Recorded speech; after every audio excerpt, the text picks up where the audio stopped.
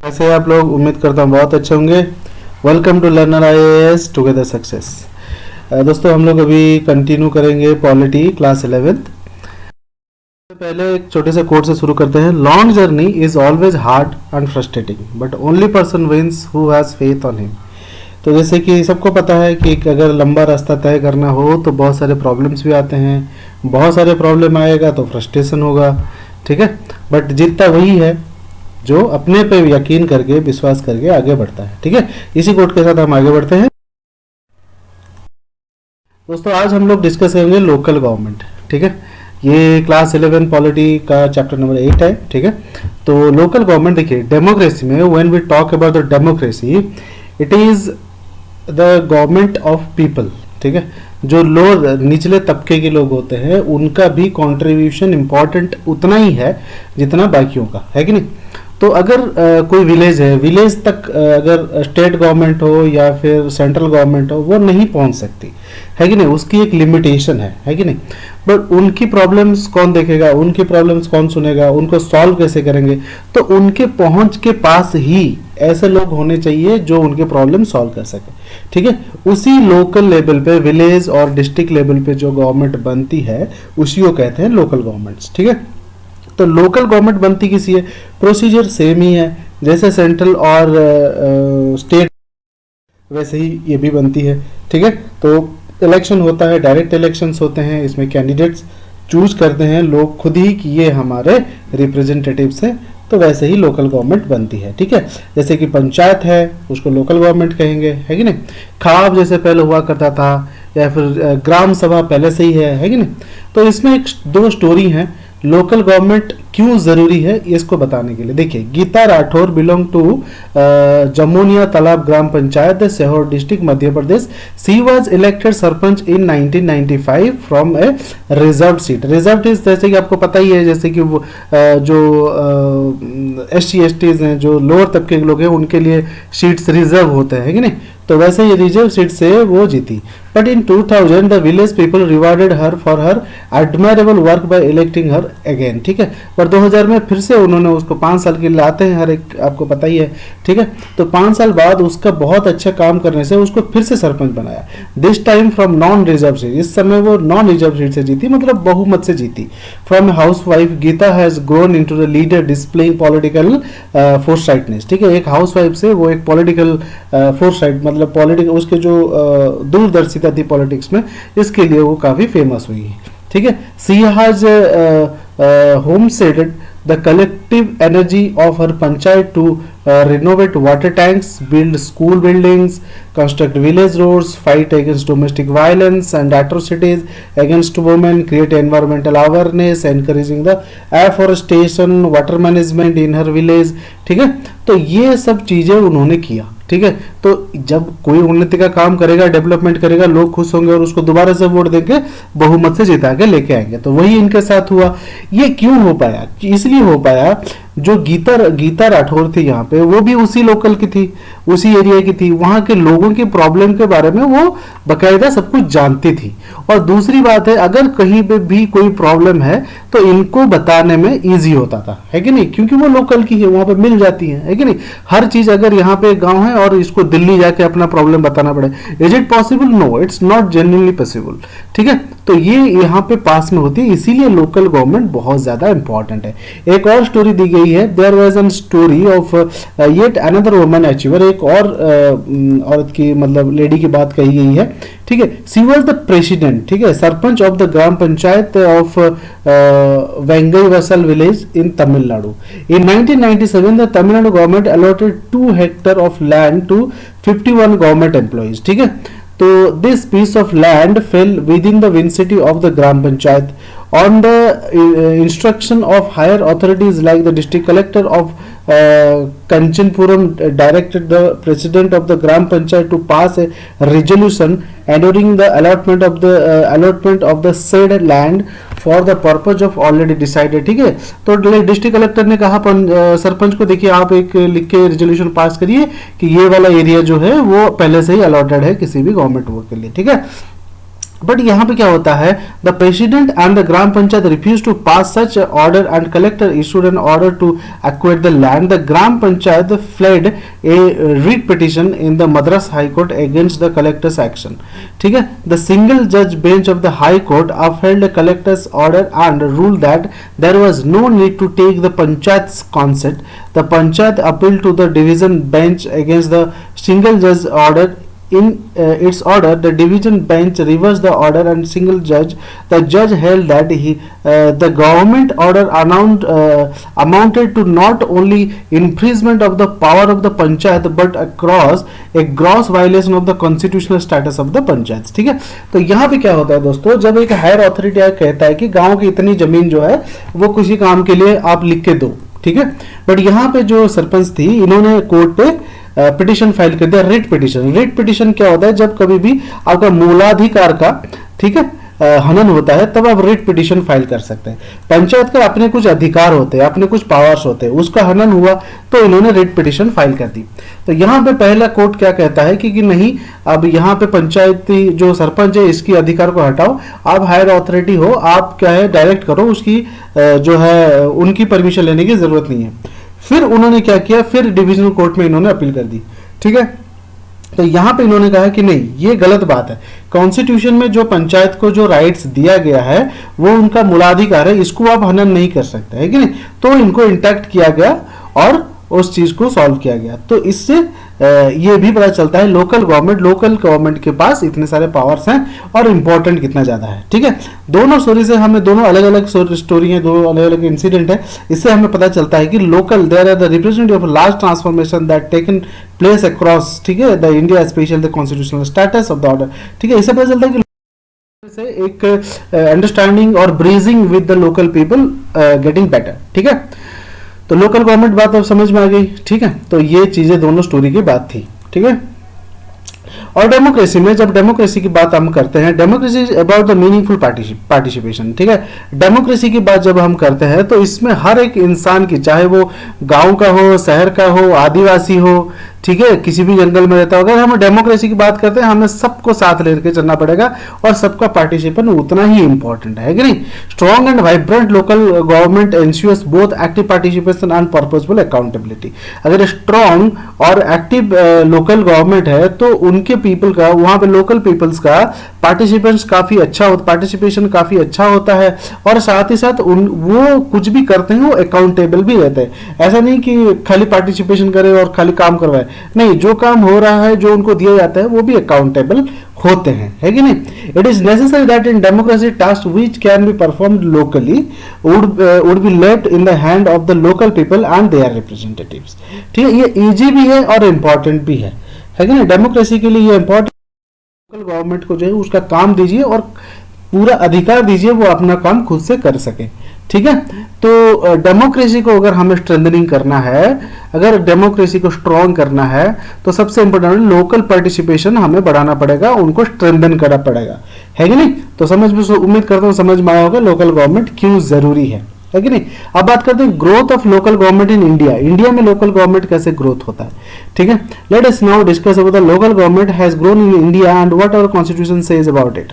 It is believed that self governing village communities existed in India from the earliest time in the form of sabhas. पहले सभास हुआ करता था. ठीक है, ऐसा नहीं कि पंचायत सिस्टम अभी आया, ये जो अमेंडमेंट होकर आया, अभी अब देखेंगे हम लोग 73-74 जो अमेंडमेंट के बाद आया, ऐसा नहीं है, पहले से ही एग्जिस्ट कर रहा था. हालांकि कॉन्स्टिट्यूशन नहीं था बट एग्जिस्ट करता था.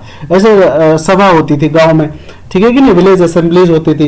In the course of time this village bodies took the shape of panchayat. धीरे धीरे करके इसी को हम लोगों ने पंचायत का शेप दे दिया according to the change in the society, है कि नहीं. That these panchayat resolved issued of the village level. ठीक है, role and function kept changing differently point of time. ठीक है, तो पहले क्या होता था, एक सभा होती थी गांव में, कोई भी दिक्कत होती थी, है कि जो पढ़ा लिखा एक अच्छा आदमी होता था, पढ़ा लिखा भी है, लोग उसको मानते हैं, ठीक है, होता है ना. तो उसको क्या करते थे, बाबू टाइप का, तो उसको क्या बोलते, वो हेड बना देते थे. तो उसके पास विचार करने की क्षमता होती थी, है कि नहीं, जमींदार जैसा. तो क्या करते थे, वहां पे हर प्रॉब्लम लेके चले जाते थे. तो गांव की सभा बुलाई जाती थी, बोलते थे ना, गांव की सभा बुलाओ, पंचायत बुलाओ, ठीक है नहीं. तो वो सिस्टम हुआ.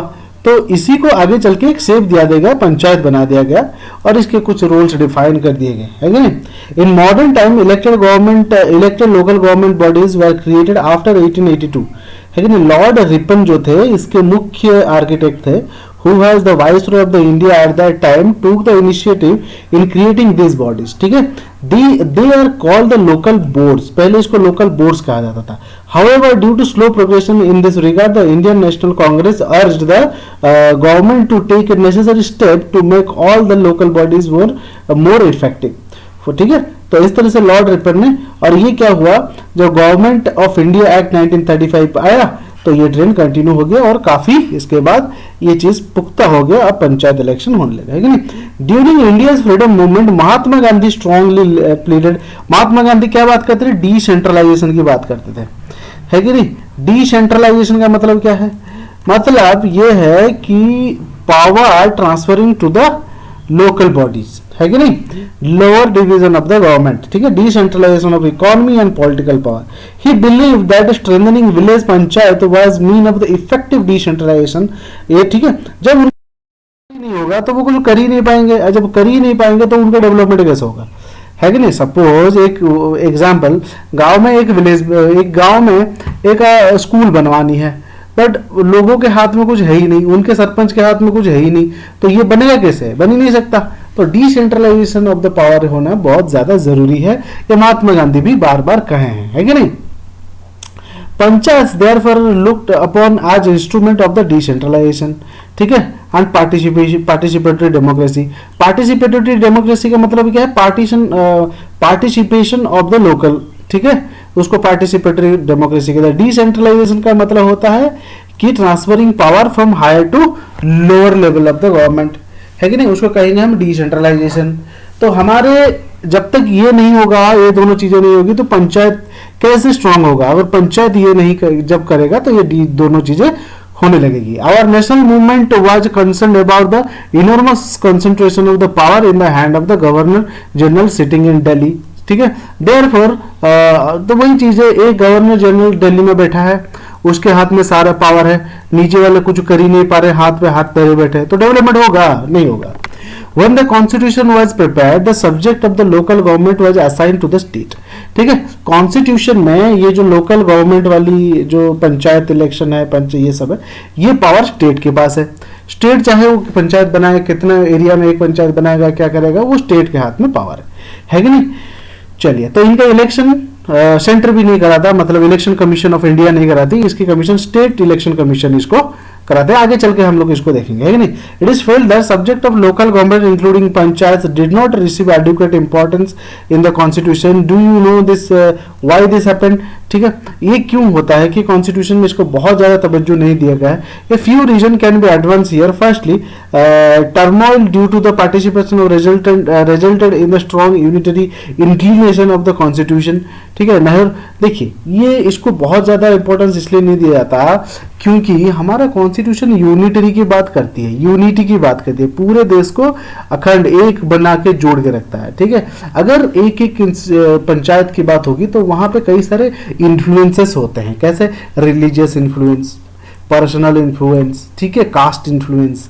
तो इस सब चीजों को बचने के लिए, ये सब चीजें ना हो, कॉन्स्टिट्यूशन इसमें बहुत ज्यादा इंटरफेयर नहीं करना, ठीक है। चलिए, तो local government in independent in India, ठीक है, local governments in independent India, स्वतंत्र भारत में लोकल गवर्नमेंट का क्या स्थिति है वो देखते हैं।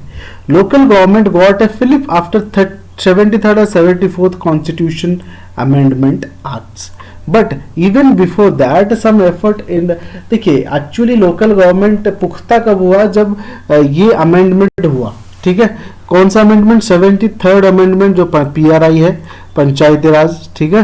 फिर दूसरी बात है 74 नगर पालिका, है कि नहीं। ये दोनों अमेंडमेंट होने के बाद बहुत ज्यादा इंपॉर्टेंट और स्ट्रांग हो गया ये लोकल गवर्नमेंट। इसको डिटेल यहाँ पे अगर बात करें हम 73rd and 74th amendment. In 1989 the central government introduced 2 constitutional amendments.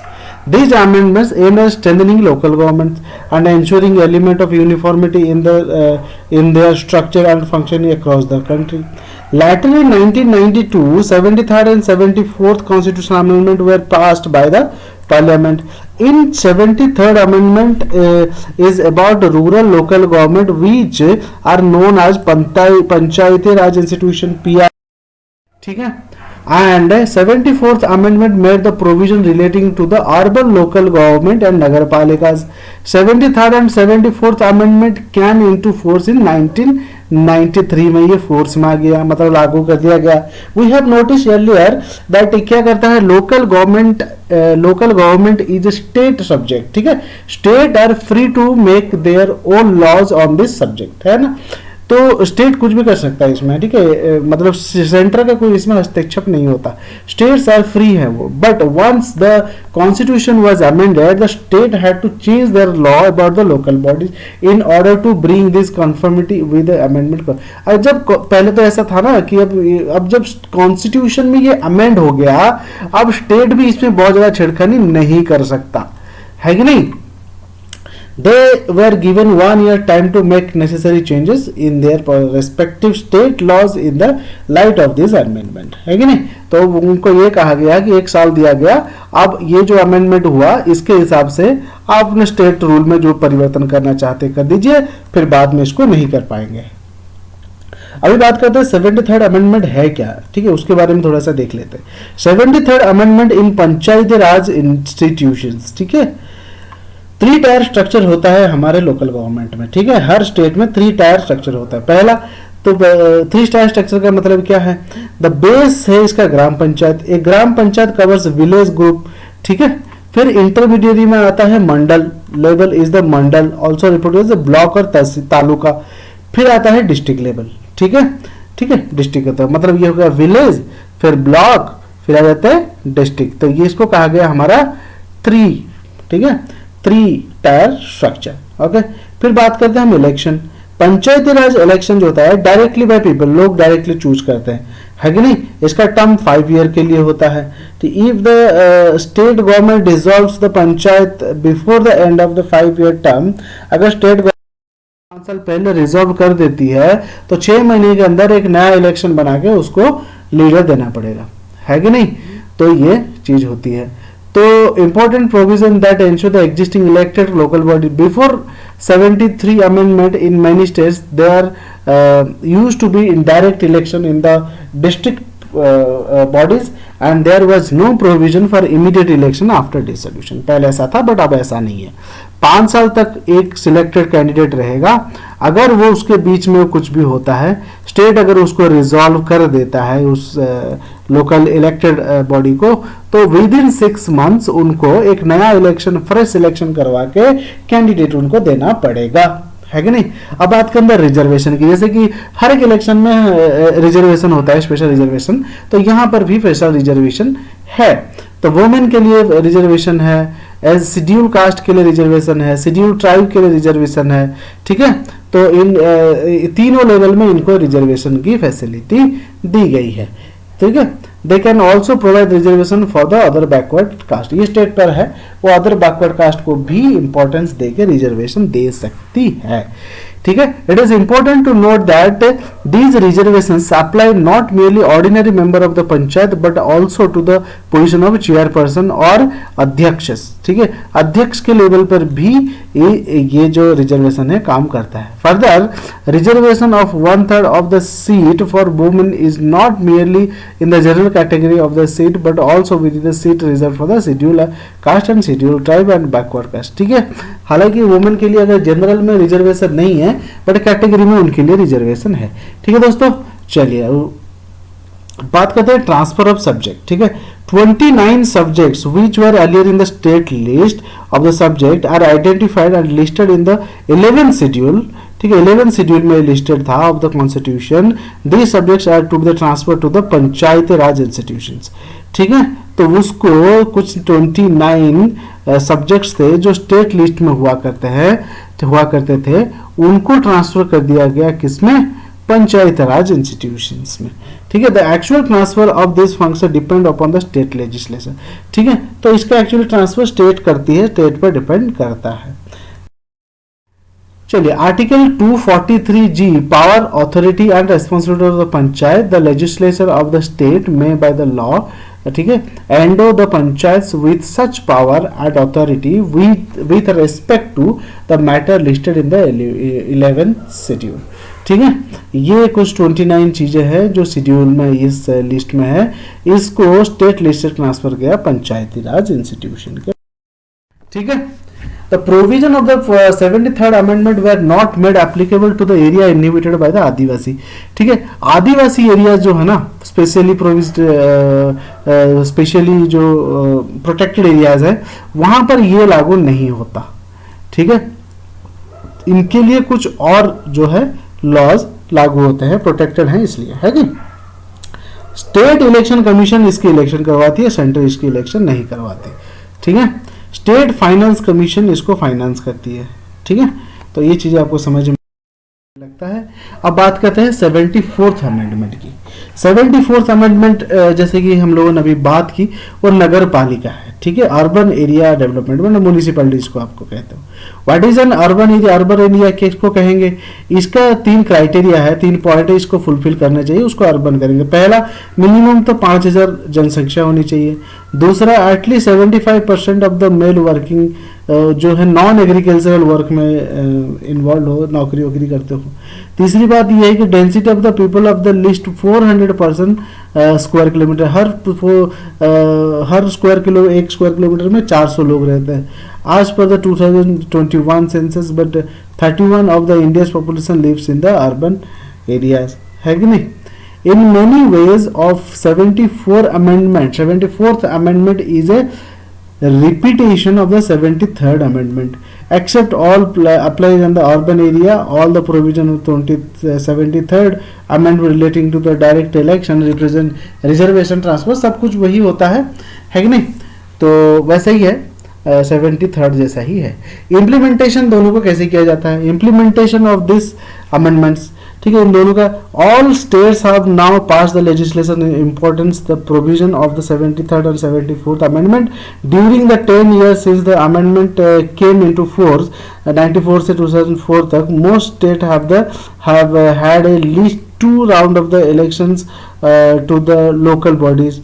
ठीक है, states like Madhya Pradesh, Rajasthan and few others have in fact held 3 elections so far। कर लेते हैं अभी। ठीक है, 1400 टाउन म्यूनिसिपैलिटीज हैं, 2000 नगर पंचायत है in urban India. More than 32 lakh members are elected in these bodies every 5 years. Of these, at least 13 lakh are women in the state assemblies and parliament put together. We have less than 5000 elected representatives। ठीक है, with local bodies the number of elected representatives has increased slightly। ठीक है, बहुत थोड़ी सी मात्रा में ये बढ़ा है। ठीक है, चलिए आगे। चलिए, लोकल गवर्नमेंट के बारे में उम्मीद करता हूँ आपको समझ में आ गया होगा। तो इसको से आप एक बार करिएगा, हम लोग भी करके इसको शेयर करेंगे, अपलोड करेंगे, मिलकर डिस्कस भी करेंगे। थैंक यू वेरी मच सुनने के लिए, और मिलते हैं हम अगले चैप्टर के साथ। पढ़ते रहिए और जय हिंद।